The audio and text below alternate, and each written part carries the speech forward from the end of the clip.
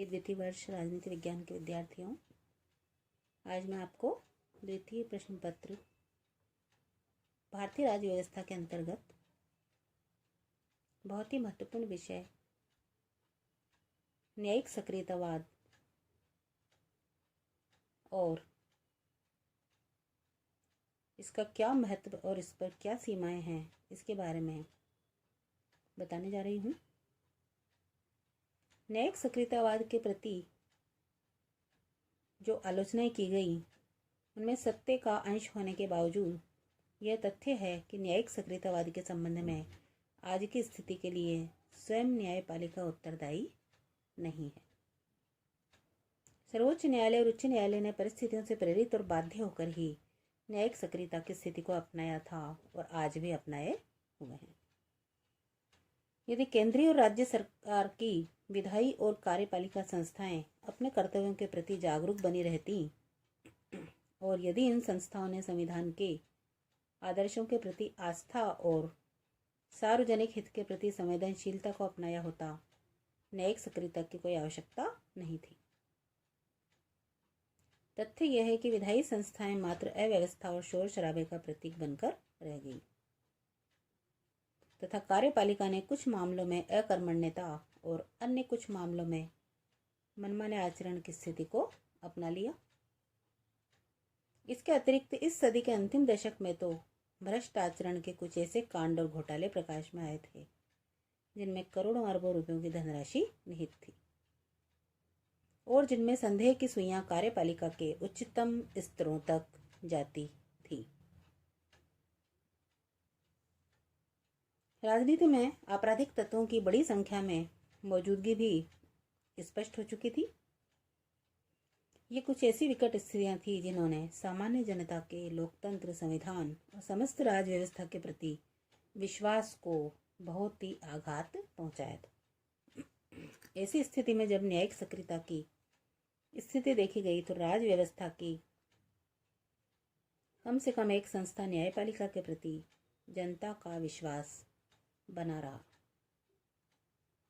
जनता ने सोचा कि अभी भी आशा की एक किरण शेष है और इस बात ने सामान्य जन के मन मस्तिष्क में राज्य व्यवस्था के प्रति विश्वास को कुछ सीमा तक बनाए रखने में योगदान दिया। न्यायिक सक्रियता के संबंध में सामान्य जन का विचार यह है कि न्यायिक सक्रियता के प्रकाश को और आगे तक ले जाए जाने की आवश्यकता है। न्यायपालिका ने बहुत अधिक विश्वसनीयता के साथ लोकतांत्रिक व्यवस्था और सार्वजनिक जीवन में नैतिक मूल्यों के प्रहरी की भूमिका निभाई है। न्यायिक सक्रियता की ये प्रवृत्ति और स्थिति उच्चतम स्तर के राजनीतिज्ञों और सर्वोच्च स्तर पर आसीन समस्त अभिजनों को एक चेतावनी है। न्यायपालिका ने न्यायिक सक्रियता के आधार पर भ्रष्टाचार और अराजकता की हद पार कर रही राजनीति पर लगाम लगाने और उसे पतित होने से बचाने की चेष्टा की है। यदि न्यायिक सक्रियता के आधार पर देश का नैतिक नेतृत्व न्यायपालिका के हाथ में चला गया है तो यह दोष व्यवस्थापिका और कार्यपालिका का ही है, न्यायपालिका का नहीं। न्यायिक सक्रियतावाद के पक्ष में एक बात यह भी कही जा सकती है कि न्यायालय कानून के दायरे से बाहर जाकर कुछ नहीं कर रहे हैं। तो निष्कर्ष रूप में हम कह सकते हैं कि संयम और संतुलन की बहुत अधिक आवश्यकता है। जब विधायी संस्थाएं और कार्यपालिका अपने कर्तव्यों से विमुख हो जाएं तब न्यायिक सक्रियता की स्थिति को अपनाना आवश्यक हो जाता है।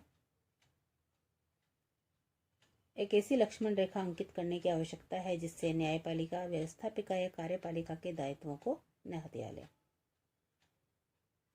मार्च 2005 में आयोजित स्पीकर सम्मेलन में लोकसभा के स्पीकर सोमनाथ चैटर्जी ने इस प्रकार की लक्ष्मण रेखा की आवश्यकता व्यक्त की थी।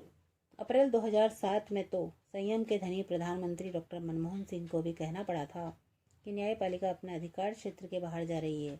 न्यायपालिका के व्यापक अधिकार क्षेत्र का मतलब यह नहीं है कि वह विधायिका और कार्यपालिका के अधिकारों को अपने हाथों में ले ले। महत्वपूर्ण तथ्य यह है कि सर्वोच्च न्यायालय के कुछ न्यायाधीश और सोली सोराबजी जैसे विधिवेत्ता समय समय पर न्यायपालिका को ऐसा परामर्श दे चुके हैं। न्यायिक सक्रियता ने भारतीय राज्य व्यवस्था में उपयोगी भूमिका अदा की है।